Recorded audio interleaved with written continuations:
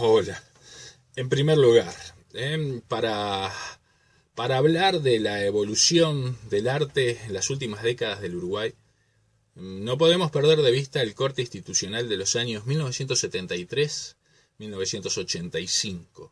Esto fue producto de un golpe de Estado cívico-militar tutelado por los intereses de la geopolítica exterior norteamericana en el Uruguay y en la región denominada Cono Sur. Este corte de 12 años no solo hay que vincularlo a la pérdida de derechos políticos y civiles, sino que hay que entenderlo como una injerencia y control a todas las actividades de la vida social y muy especialmente la cultural.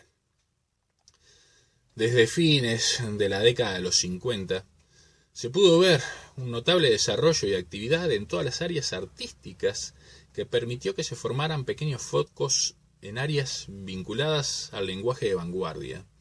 Uruguay, y principalmente Montevideo, se encuentran en la ruta de paso hacia Buenos Aires, metrópoli continental. De esta manera, en muchos casos Montevideo se convirtió en una escala obligada para artistas o exposiciones que visitaban el continente. En otros casos, la cercanía con la capital argentina permitirá un ida y vuelta rápido y económico para los creadores nacionales. Como en todas partes del mundo, la vanguardia es ejercida por pequeños grupos, generalmente en contraposición al canon impuesto por el mainstream, y Uruguay no fue la excepción. Esto, por supuesto, no impidió en las artes experimentales para que se desarrollaran a la par de los modelos continentales y metropolitanos. A diferencia del efecto superficial propiciado por las vanguardias históricas a fines de los 20, las neovanguardias encontraron una mejor recepción en las diferentes esferas del arte nacional.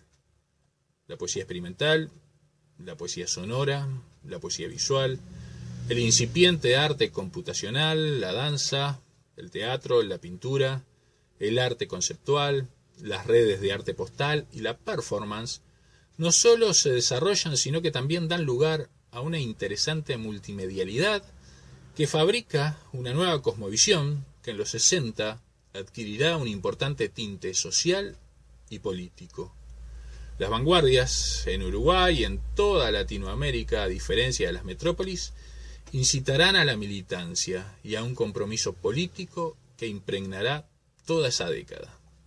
El golpe de Estado, la omnipresencia militar en todos los aspectos de la vida, la constante vigilancia y la metódica censura obliga a muchos artistas a exiliarse o a moderar su discurso. Muchos fueron encarcelados, otros asesinados. Durante 12 años hay un corte importante en el desarrollo natural de la expresión artística, lo que termina generando un vacío, una especie de agujero negro que marcará una importante ruptura con la generación posterior a 1985. El retorno democrático impone la necesidad de una puesta a punto con las disciplinas contemporáneas. Una nueva generación de artistas busca ocupar el lugar que aparentemente estaba vacío. La escasa producción durante los años de dictadura y la lejanía en el tiempo del arte sesentista, sumado esto a una carencia de crítica especializada en las prácticas artísticas nacionales, provocan que las nuevas propuestas tengan una mirada puesta en los productos de las metrópolis y no se retomen las líneas que originariamente se venían planteando como modelos originarios.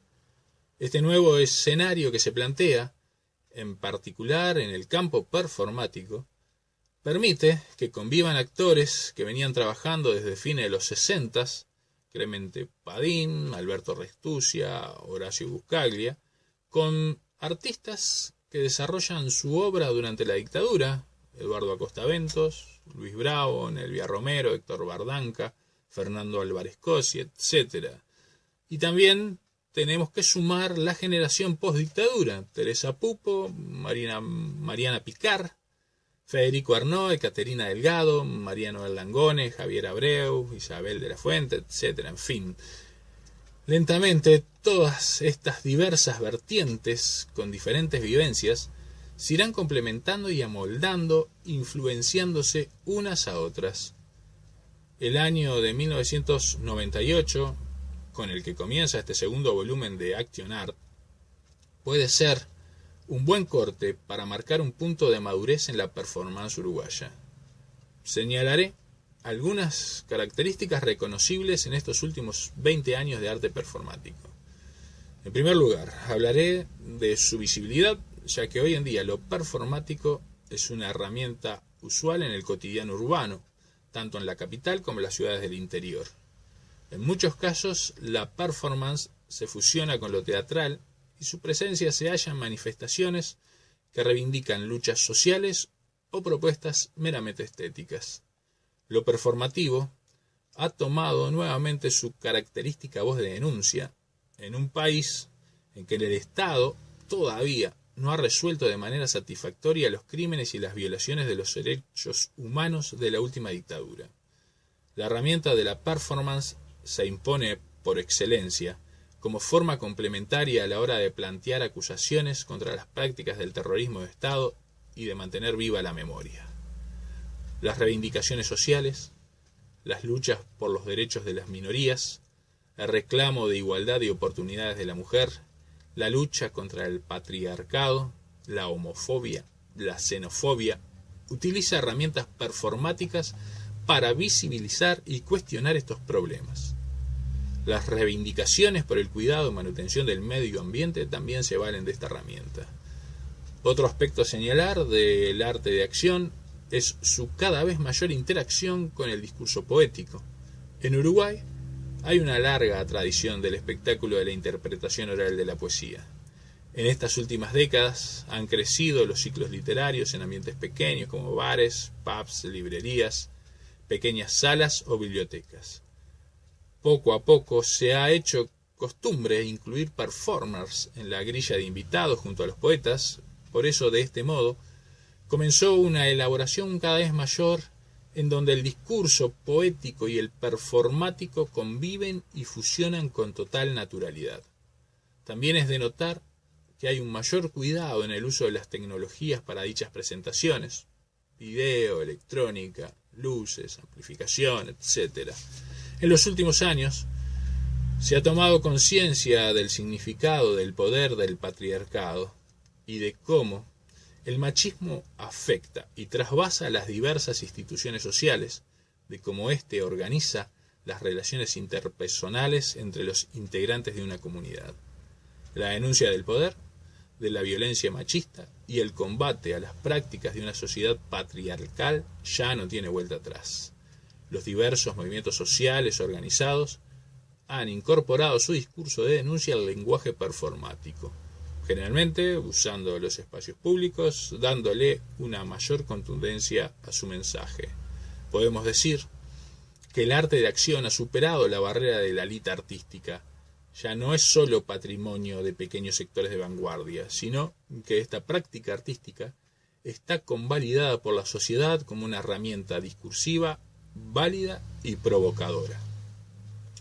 Por supuesto que la performance también tiene un discurso meramente estético, generalmente autorreferencial, donde también lo paródico y lo lúdico forman parte de esta herramienta en el espectro nacional. Vale destacar que en estos últimos 20 años, la presencia de lo performático ha construido un lugar reconocido y bien valorado como práctica artística, tanto en el mundo del arte como a los ojos del público consumidor. El pasaje por el país de artistas internacionales de renombre, el trasiego por el exterior de nuestros artistas, aprendiendo y trabajando para luego volver y volcar sus experiencias, nos permite decir, por un lado, que la performance como lenguaje está a la par de las producciones de las metrópolis, y al mismo tiempo se ha comenzado a estudiar y a valorar el trabajo que se hizo antes y durante la dictadura militar. Esto nos permite estar abiertos al mundo, pero recuperar y desarrollar una voz propia, un lenguaje que nos permita hablar de nuestro día a día. Más allá de la constante producción de espectáculos de performance individuales, de eventos puntuales, de la constante inserción de esta práctica en elementos no performáticos, música, poesía, militancia social, quiero destacar dos eventos importantes que se han repetido este año. Uno es la realización de la cuarta y de la quinta edición de Poesías Performáticas, un evento curado por un interesantísimo grupo de gente joven, Santiago Pereira, Pavlovsky, Guillermina Sator, en el que invitan por un lado a performers reconocidos por su trayectoria y por otro realizan un llamado para seleccionar los mejores proyectos presentados. El otro evento importante que quiero señalar de este 2018 es el organizado por el emblemático Subte Centro de Exposiciones, que decidió impulsar el ciclo anual de performances Clemente Padín, un reconocido homenaje en vida a la figura de Padín, un indiscutido referente internacional que viene bregando desde los 60 en difundir y profundizar las prácticas vanguardistas en nuestro país y el continente. Dicho ciclo ha realizado a lo largo del año 7 presentaciones que han nucleado a más de 30 artistas nacionales y figuras extranjeras. Para finalizar, también quiero señalar que en estas últimas décadas se puede visibilizar un importantísimo número de figuras femeninas vinculadas al arte de acción y a las prácticas vanguardistas. Sin lugar a dudas, el lugar se lo han ganado por mérito propio y mucho esfuerzo, tarea que sin duda democratiza y ennoblece el mundo del arte. Muchas gracias.